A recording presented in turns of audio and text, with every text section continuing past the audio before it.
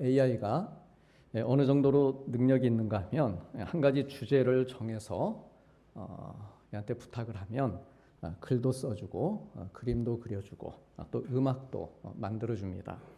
시도 써주고 어느 나라 언어든 번역도 해줍니다.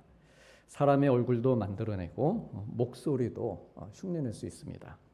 그런데 AI가 아무리 발전해도 대신할 수 없는 것이 바로 사람의 마음입니다.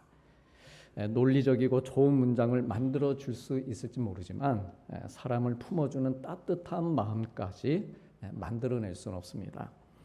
그래서 적지 않은 이들이 앞으로 AI 시대가 이 초래할 위기 가운데 하나로 사람다움을 잃어버리는 것이다라고 우려합니다. 사람들이 AI는 잘 다루고 그 기계와의 소통은 쉬워지는데 반면에 사람들과의 관계는 서툴고 번거로운 일이 되어버릴까 우려합니다. 그래서 사람 만나는 횟수가 좀 줄어듭니다. 이 AI를 만나면서 사람에게 물어보는 것도 조금 드물어집니다. 그래서 병원에 갈 때 의사 선생님들 만나기 전에 AI한테 먼저 물어봅니다. 물어보고 대충 자기가 궁금한 거 다 어느 정도 숙지하고 그럼에도 불구하고 궁금한 거 왜냐하면 AI도 가끔 거짓말을 하기 때문에 정말 궁금한 거 몇 개 포인트를 딱 잡아가지고 그 의사 선생님 만나서 그 길지 않지 않습니까? 그 시간에 뭐 궁금한 거 없습니까? 머리만 극적이다가 예전에는 그냥 나오고 했는데 그리고 집에 와서 후회하고 아유 아쉽다 그랬는데 지금은 우리 성도님들 참고하십시오. 그래서 물어보고 정말 또 궁금한 거 내가 물어봐야 될 거 그것을 몇 가지만 요약해서 물어보고 그러면 이제 의사 선생님도 좋아하시죠. 딱 필요한 것만 딱 묻고 끝나니까. 그러니까 사람을 만나는 어떤 횟수가 점점 사실 이제 줄어들고 있는 것이죠. 따라서 이 AI 시대가 발전할수록 더욱 중요해지는 질문이 우리는 과연 어떤 사람으로 살아갈 것인가 하는 질문입니다. 그리고 이 질문에 대한 우리의 답은 명확합니다. 기술이 모든 답을 내어주는 세상일수록 사람다움을 그럼에도 불구하고 잃지 않고 좋은 사람으로 살아가는 것 이것이야말로 세상이 아무리 변한다 해도 우리가 끝까지 지켜내야 할 모습입니다. 오늘 본문에는 바로 이렇게 좋은 사람, 이 좋은 사람다움이 무엇인지를 보여주는 이들이 등장합니다. 바로 베레아 사람들입니다. 이 베레아 사람들은 뛰어난 학자도 아니었고 대단한 권력자나 부유한 사람들도 아니었습니다. 그러나 성경은 그들을 아주 특별한 사람들로 소개하고 있습니다. 우리 함께 11절 말씀 같이 보시겠습니다. 베레아에 있는 사람들은 데살로니가에 있는 사람들보다 더 너그러워서 간절한 마음으로 말씀을 받고 이것이 그러한가 하여 날마다 성경을 상고함으로. 아멘. 성경은 이들의 어떤 학식이나 재산이나 세상의 지위를 말하고 있지 않습니다. 성경이 이들에 대해서 가장 지금 주목하고 있는 것은 바로 그들의 마음이었습니다. 너그러운 사람들이다 라고 말합니다. 한마디로 좋은 사람들이었다는 말씀입니다. 좋다, 좋은, 참으로 아름다운 말입니다. 그러면 이 좋다는 말이 언제, 어디에서부터 사용이 되었을까요? 이 창세기 1장을 보면 하나님께서 천지를 창조하시면서 반복해서 하신 말씀이 있습니다. 보시기에 좋았더라. 첫째 날부터 여섯째 날까지 계속해서 창조물을 내놓으시고 참 좋다, 좋다 이렇게 이제 좋다는 말씀을 하셨습니다. 그래서 이처럼 좋다는 말은 하나님께로부터 시작이 되었습니다. 그리고 이 좋음은 특별히 사람을 창조하실 때 그 좋음이 절정에 이르게 됩니다. 하나님이 자기 형상 곧 하나님의 형상대로 사람을 창조하시되 남자와 여자를 창조하시고 하나님이 지으신 그 모든 것을 보시니 보시기에 심히 좋았더라 말씀하고 있습니다. 그러므로 우리 인생의 출발점은 본래 좋음이었습니다. 우리 서로 옆에 분들 바라보시면서 그렇게 말씀해 주시기 바랍니다. 당신의 처음은 좋음이었습니다. 당신의 처음은 좋았습니다. 네. 하나님께서 처음부터 우리를 그래서 이제 좋은 존재로 이렇게 지어 주셨고 마땅히 이 좋은 사람다움을 마음껏 누리고 또 나누며 이렇게 살아가도록 그래서 우리를 이 땅에 보내주시고 하나님의 자녀들로 불러주신 것입니다. 하지만 안타깝게도 오늘 우리가 살아가고 있는 현실은 너무나 다릅니다. 마음을 따뜻하게 하는 좋은 소식보다는 마음이 무거운 소식이 더 자주 들려오고 또 부드럽고 친절한 말보다는 아프게 하는 말이 더 쉽게 오가고 있습니다. 우리 자신을 들여다봐도 감사보다는 이 불평에 더 익숙하고 또 용서보다는 분노와 서운함이 먼저 밀려오곤 합니다. 왜 그럴까요? 그것은 하나님께서 처음 우리 안에 심어주셨던 그 좋음을 잃어가고 있기 때문입니다. 그러기에 하루가 다르게 새로운 기술이 쏟아지고 또 기계가 사람의 자리를 대신하는 첨단의 시대일수록 하나님께서 우리에게 진정 바라시는 것은 결코 거창하거나 대단한 능력이 아니다라고 하는 것이죠. 오히려 하나님께서 원하시는 것은 처음 우리 안에 심어주셨던 그 참으로 좋다 해서 우리를 만들어 주셨는데 바로 그 좋음을 다시 회복하고 끝까지 지켜내는 것입니다. 그래서 오늘과 다음 주 두 번에 걸쳐서 이 좋음을 내 안에 우리 안에 어떻게 회복해 갈지 그리고 이 베레아 사람들처럼 좋은 사람으로 이렇게 세워지기 위해서 우리의 삶에 어떠한 모습이 필요한지 함께 은혜를 나누고자 합니다. 그 첫 번째로 생각해 볼 것은 하나님께서는 언제나 좋은 사람을 통로로 삼아서 사람을 회복시키신다라고 하는 사실입니다. 오늘 본문에는 그 당시의 분위기가 잘 지금 드러나 있지는 않지만 사실 지금 바울은 그의 몸과 마음이 극도로 지쳐 있는 상태입니다. 바울은 지금 2차 전도행 중에 있습니다. 그리고 이곳 베레아로 오기 바로 직전 데살로니가에서 하나님께서 행하신 놀라운 역사를 경험했습니다. 수많은 사람들이 복음을 받아들였고 교회가 세워졌습니다. 불과 3주 만에 교회가 세워진 것이죠.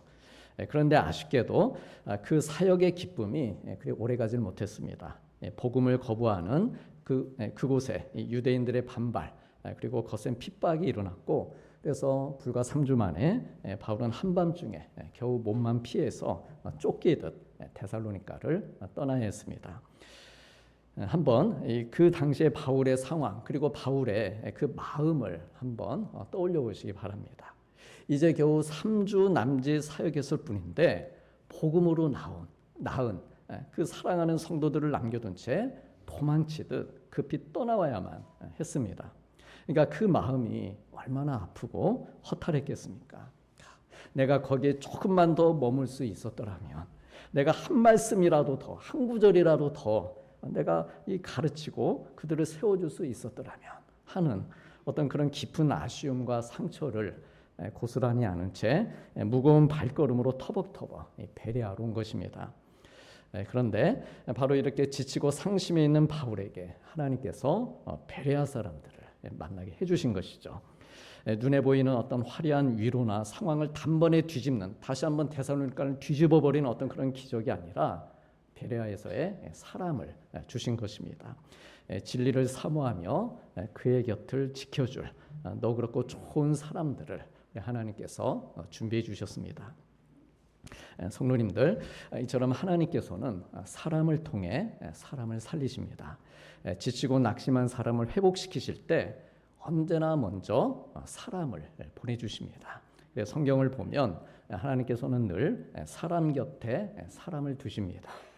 지쳐있는 모세에게는 양옆에서 그의 피곤한 팔을 든든히 받쳐준 아론과 훌을 붙여주셨고 또 도망하며 두려움에 떨던 다윗에게는 정말 그를 생명처럼 이렇게 아끼는 위로자 요나단을 곁에 두셨습니다. 또 노뎀나무 아래에서 홀로 누워 죽기를 구하던 엘리야에게는 그의 뒤를 이어서 사명을 이어갈 엘리사를 붙여주셨고 또 초대교회가 시작되면서 복음 전도의 사명을 앞장서서 이끌던 베드로의 곁에는 함께 성전에 올라가 기도하던 요한이 있었습니다. 그리고 이제 오늘 말씀 속 바울에게는 이미 동역자로 얻은 디모데와 실라가 있었고, 또 하나님께서는 여기에 더해서 베레아에 있는 이 사람들을 새롭게 붙여주심으로 지쳐 있는 바울에게 그를 격려하시고 또 용기를 주시고 힘있게 일으켜 세워주고 계시는 것입니다. 아무리 똑똑한 AI라 할지라도 할 수 없는 일이 지치고 상심한 사람과 그의 영혼을 일으켜 세워주는 것입니다. 결국 사람을 살리고 사람을 회복시키는 것은 하나님의 섭리와 인도하심 가운데서 만난 서로의 곁을 지켜주는 사람입니다. 하나님께서 우리에게 보내주시는 참으로 따뜻하고 너그러운 바로 그런 좋은 사람입니다. 실제로 우리가 살아오면서 힘들었던 순간들, 그 순간들을 한번 떠올려 보면 그때 나를 다시 일으켜주고 견디게 해준 것은 세상이 주는 화려한 말이나 그럴듯한 충고가 아니었습니다. 조용히 다가와서 내 손을 꼭 잡아주던 사람이었습니다. 내 이야기를 끝까지 귀담아 들어주면서 괜찮다고, 다 잘 될 거라고, 계속해서 함께 기도하겠다고 이렇게 따뜻하게 위로하면서 말을 건네주던 사람들이었습니다. 하나님께서 나를 위해 보내주신 좋은 그런 사람들이었습니다. 그렇기에 하나님께서는 앞서 말씀드린 것처럼 우리를 회복시키실 때 가장 먼저 사람을 보내주십니다. 하나님께서 예비하신 그 좋은 사람을 통해서 연약하고 깨져 있는 그리고 상한 나를 다시 살려내시는 것입니다. 그리고 이것이 바로 하나님께서 죄로 무너진 이 세상과 그리고 우리를 구원하시기 위해 사용하신 거룩한 성육신의 원리였습니다. 죄 가운데 방황하고 또 상처로 쓰러져 죽어갈 수밖에 없는 우리를 구원하시기 위해서 하나님께서 세상에서 가장 따뜻한 사람의 몸을 입으시고 친히 우리 곁으로 찾아오셨습니다. 찾아오셔서 하나님 나라의 기쁜 소식을 전해주시면서 만나는 사람들마다 정말 둘도 없는 친구가 되어주시고 상한 몸과 영혼을 만지시는 전능한 치료자가 되어주셨습니다. 죄사함의 은혜로 우리를 용서해 주셨고 다시 살아갈 새로운 길을, 생명과 진리의 길을 열어주셨습니다. 또한 예수님은 사람들의 말을 참 잘도 귀담아 들어주셨습니다. 사람들이 손가락질하며 외면하던 세리 삭개오를 직접 찾아오셔서 그의 집에 함께 머무시며 그가 하는 이야기를 끝까지 들어주셨습니다. 삭개오가 예수님께 무슨 이야기를 했을까요? 우리 성도님들 같으시면 예수님께서 성도님들 집에 오셔서 내가 너희 집에 좀 머물겠다 그러시면 이제 생각을 해야 될 거 아닙니까? 뭐도 좀 내놔야 되고 오신다는데 뭐라도 이제 말씀을 좀 드려야 될 것 같은데 그렇게 머물겠다 하시면은 예수님께 무슨 이야기를 꺼내시겠습니까? 저는 내성적이어서 별로 할 말이 없습니다. 정말 기회지 않습니까? 예수님이 오셨는데 무슨 말씀하시겠습니까? 삭개오는 그동안 자기가 세리로 살아오면서 사람들에게 미움받았던 이야기, 이르는 건 아닙니다. 이르는 건 아니고 자기가 그냥 미움받았던 이야기, 동족에게 세금을 거두면서 욕심을 부렸던 그런 부끄러운 고백, 죄인이라며 손가락질을 받았던 이야기, 또 그러면서 그 마음 가운데 쌓인 어떤 죄책감, 그런 상처들을 하나하나 털어놨습니다. 그러니까 예수님께서 들으시기에 대단하거나 거창한 이야기, 수준 높은 이야기가 아니었습니다. 부부 사이에도 가족들 간에도 또 부모 자식 간에도 차마 하지 못하는 그런 말들이 있는데 그 누구에게도 꺼내놓지 못했던 그 삭개오의 그 가슴 속에 응어리진 그런 말들을 예수님 앞에 다 털어놓은 것입니다. 그리고 예수님은 그 부끄럽고 아픈 이야기를 피하지 않으신 것이죠. 싫어하지 않으시고, 야, 내가 이런 얘기 들으려고 지금 네 집에 왔냐? 좀 수준 높은 얘기 해봐. 이런 거 말고 그러지 않으셨다는 것이죠. 처음부터 끝까지 하는 이야기를 다 들어주신 것입니다. 그러면 삭개오는 왜 예수님께 자기의 속마음을 다 털어놨을까요? 이유가 무엇이었을까요? 1번, 예수님 앞에 서기만 하면 누구나 다 털어놓을 수밖에 없기 때문에. 2번, 예수님이 좋은 사람이라고 느꼈기 때문에. 몇 번 하시겠습니까? 1번도 같고 2번도 같고, 오늘 설교 제목 보면 2번인 것 같기도 하고 1번으로 가려다가 고민이 되시죠? 네, 그러시면 만약 1번처럼 예수님 앞에 서기만 하면 누구나 이렇게 자동으로 털어놓게 되는 것이라면, 그래서 삭개오가 예수님께 다 이야기한 것이라면, 그러면 그동안 역시 예수님 앞에 수도 없이 섰을 서기관과 바리새인들은 왜 자기들의 이야기를 한 번도 예수님께 털어놓지 않았을까요? 누구나 다 예수님 앞에 서면 털어놓는 것이라면, 그러니까 누구나 다 털어놓을 수 있는 건 아니라는 것입니다. 우리가 예수님 믿으면서도 털어놓지 않을 수도 있다라고 하는 겁니다. 서기관 바리새인 종교인이었습니다. 그럼에도 불구하고 예수님 앞에 털어놓지 않은 것이죠. 우리가 예수님 믿으면서 이 땅 살아가면서 한 번도 내 속에 있는 것 예수님 앞에 보이지 않고 털어놓지 않고, 세상에 들어주실 기도가 얼마나 많은데 내 것까지 이렇게, 그럴 수는 없지. 삭개오가 자기의 부끄러운 과거 이야기로 약점을 잡힐 수도 있었고, 그래 언제든 자기에게 불리하게 쓰일 수도 있는 그런 이야기들을 그럼에도 불구하고 예수님 앞에 다 털어놓을 수 있었던 이유는, 내가 이 이야기를 해도 이 예수님이라고 하는 분은 나의 약점을 잡아서 흔들거나 사람들에게 험담하지 않을, 야 삭개오가 이랬대, 말 옮기지 않을 참으로 좋은 분이라고 믿었기 때문입니다. 이분이라면 내 아픈 이야기를 들어주실 것이다. 이분이라면 내 허물을 함부로 정죄하지 않으실 것이고, 이분이라면 상처투성이뿐인 내가 다시 시작할 수 있도록 도와주실 것이다. 소문으로만 듣던 이 예수님이야말로 나의 허물, 나의 죄를 용서해 주시고 내가 어떻게 살아가야 할지 살 길을 열어주실 메시아로 믿었기 때문입니다.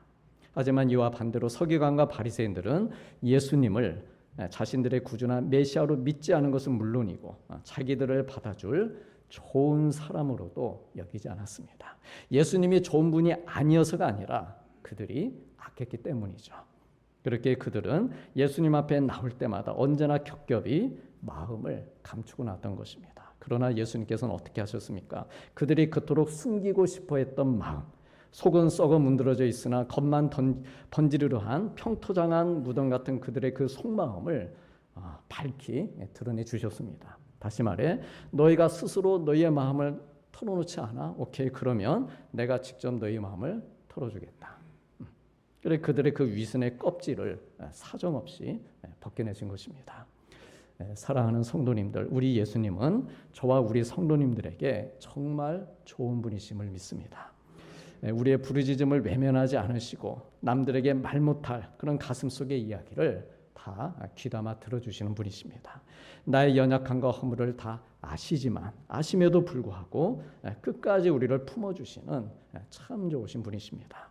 그러므로 사람들에게는 차마 하지 못했던 이야기라도 우리 주님 앞에서는 기꺼이 마음을 열고 입을 열어서 고백하시길 바랍니다. 주님, 제가 지금 이렇습니다. 제 마음이 정말 솔직히 이렇습니다. 지금 제가 너무나 힘이 듭니다.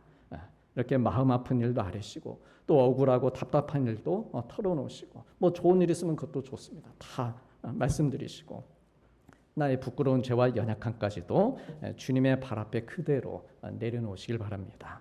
그래서 성도님들의 이야기를 귀담아 들어주시고 작은 신음에도 응답하시고 멍든 마음을 만져주시는 우리 주님의 그 따뜻한 위로와 은혜를 받으면서 우리 주님께서 인도해 주시는 의와 평강과 희락의 복된 길을 걸어가시기를 축복합니다. 오늘 말씀에서 이 베레아 사람들을 통해서 위로와 회복을 누리고 있는 바울 역시 일찍이 주님의 이 좋으심을 몸소 경험한 사람이었습니다. 예수님이 정말 좋으신 분이다. 그러니까 복음 전하러 다니는 것이죠. 자기가 그 좋음을 경험했기 때문입니다. 예수님을 만나기 전 바울은 어떤 사람이었습니까?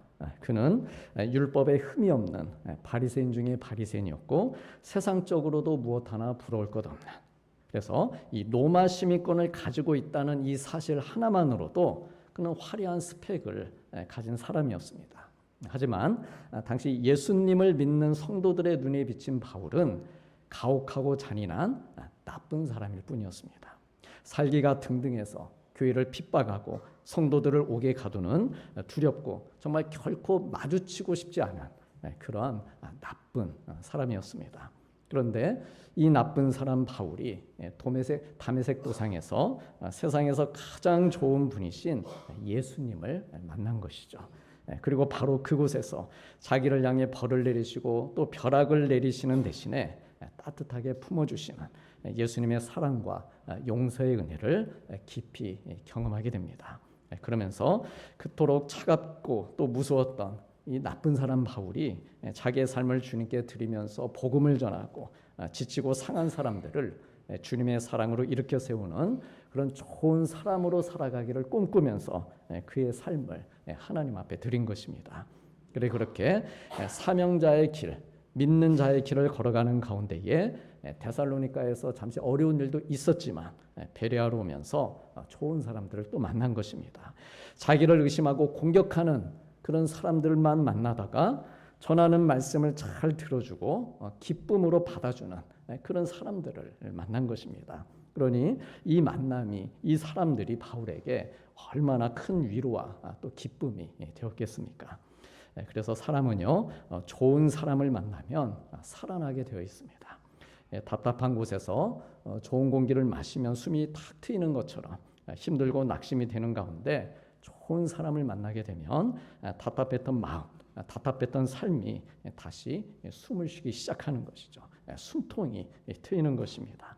용기가 생기고 다시 한번 해볼 수 있을 것 같고, 그래서 하나님께서 나를 부르신 자리, 그곳이 가정이든 일터든 교회든 돌아갈 힘을 얻게 되는 것입니다. 이것이 하나님께서 일하시는 방식이고, 그리고 지금도 이렇게 좋은 사람들, 믿음의 사람들을 통해서 사람들을 살려내고 계시는 것입니다. 혹 우리 생각에 그러면 하나님께서 사람들 통해서 말고 하나님께서 직접 위로해 주지는 않으시는 건가? 이런 질문이 생길 수도 있습니다. 물론 우리 하나님께서는 우리를 직접 만져주시는 분이십니다. 그러시기에 앞서 말씀드렸듯이 높고 아득한 하늘에만 계시지 않으시고 친히 인간의 몸을 입으시고 이 땅에 찾아오신 것입니다. 오셔서 삭개오를 포함한 외롭고 또 소외된 수많은 사람들을 직접 만나 주신 것입니다. 그들과 이야기를 나누셨고 병든 이들의 아픈 몸을 손수 만져주시면서 치료해 주셨습니다. 그래 주님께서는 얼마든지 직접 이렇게 계속해서 직접 혼자서 모든 일을 행하실 수도 있으셨습니다. 그러나 그렇게 하지 않으셨죠. 어떻게 하셨습니까? 제자들을 부르셨습니다. 또 사도 바울과 같은 이런 사도들, 사람들을 세우셔서 그들을 통해서 주님의 사랑과 위로를 세상에 흘려보내주셨습니다. 그리고 지금 이 순간에도 우리 하나님께서는 그분의 사랑하는 자녀들을 통해, 우리 사랑하는 성도님들을 통해, 사람들을 통해 일하고 또한 역사하고 계십니다. 어떤 사람은 한 권의 책보다 더 좋은 길잡이가 되어줍니다. 또 어떤 사람은 수많은 말보다 더 큰 위로가 되어줍니다. 또 어떤 사람은 그저 내 곁에 있어주는 것만으로도 하나님의 사랑을 느끼게 해주는 것이죠. 우리가 교회에 와서 교제하고 또 서로 성도들 보면서 그러면서 위로받고 또 소망도 얻고 그러지 않습니까? 그러시죠? 그러시죠? 네. 대답 잘 하셔야 됩니다. 옆에서 다 듣고 계십니다. 그러니까 하나님이 직접 만져주신 건 아닙니다. 직접 내 앞에 오늘 나타나셔서 뭔가 해주신 건 아닌데 내 곁에 있는 이 사람들을 통해서 나를 위로하시고 다시금 뭔가 믿음에 대해서 깨닫게 해주시고 은혜를 주신다는 것이죠. 사람을 통해 이렇게 하나님의 사랑을 보여주시는 것입니다. 이처럼 이 베레아의 너그러운 사람들, 이 좋은 사람들이 상처받고 지친 바울을 다시 일으켜 세워준 것입니다. 그들의 너그러운 마음이 복음을 받아들이는 통로가 되었고 또 베레아 교회를 세우는 영적인 토대와 시작이 된 것입니다. 우리 성도님들, AI는 앞으로도 훨씬 더 많은 정보와 지식을 만들어 갈 것입니다. 그러나 세상을 선하게 변화시키는 것은 단지 어떤 기술이나 정보의 양이 아니라 하나님의 사랑을 품은 좋은 사람의 존재입니다. 우리 입장에서도 그렇습니다. 이제 정보가 없어서 우리가 뭘 못하는 시대는 아닙니다. 진짜. 예전엔 꼭 책을 봐야 되고 어디에 뭐가 있는지를 알아야 노하우, 노회어 이런 걸 알아야 우리가 뭔가 남보다 앞서가는 그런 시대를 살았지만 지금 그렇지 않습니다. 누구나 내 배움이 어디까지든지 그건 별로 중요하지 않습니다. 사실 어느 정도 내가 그를 이해할 수 있을 정도만 되면 됩니다. 물론 내가 물어보는 나의 어떤 스킬이나 기술도 좀 이렇게 높여 나가야 되겠지만 그럼에도 불구하고 기본적으로 내가 궁금한 거, 내가 정보가 없어서 못 사는 세상은 아니다라고 하는 것이죠. 남들보다 더 몰라서 사는 세상은 아니다라고 하는 것입니다. 그러면 이런 세상에서 뭐가 나의 경쟁력이겠느냐? 하나님의 사랑을 품은 좋은 사람의 존재, 이게 경쟁력이다라고 하는 것이죠. 베레아 사람들처럼 너그러운 마음에 예수님까지 믿게 되면서 삶의 이유와 목적이 달라진 사람들, 바울처럼 처음에는 예수님 믿는 사람들을 핍박했다가도 예수님을 만나서 새로운 사람이 되고 복음의 증인으로 만들어진 사람들, 또한 삭개오처럼 주님을 만나고 자기의 유익만 구하던 삶으로부터 벗어나서 하나님 나라의 참된 기쁨을 채워가는 사람들, 바로 이와 같은 사람들이 이 AI라는 새로운 시대 가운데서도 생명의 가치, 복음의 가치를, 또 내 존재의 가치를 더욱 귀하고 소중하게 여기면서 세상에 따뜻함을 전하는 사람들입니다. 하나님께서 보시기에 정말 좋은 그런 사람들입니다.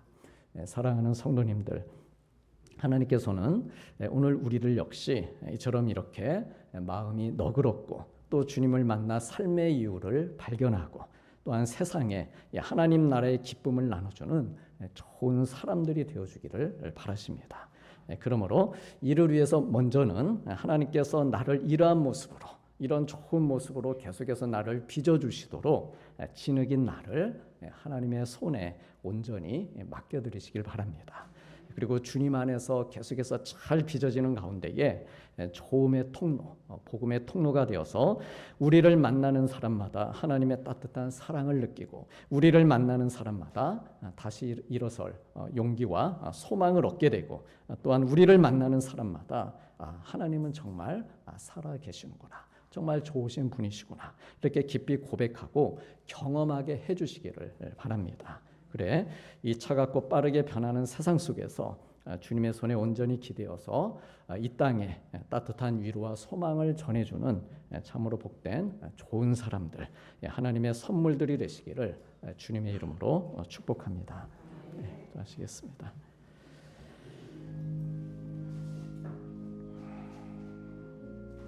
하나님이 자기 형상 곧 하나님의 형상대로 사람을 창조하시되 남자와 여자를 창조하시고 하나님이 지으신 그 모든 것을 보시니 보시기에 심히 좋았더라. 베레아에 있는 사람들은 너그러워서 간절한 마음으로 말씀을 받고 이것이 그러한가 하여 날마다 성경을 상고하므로. 아멘.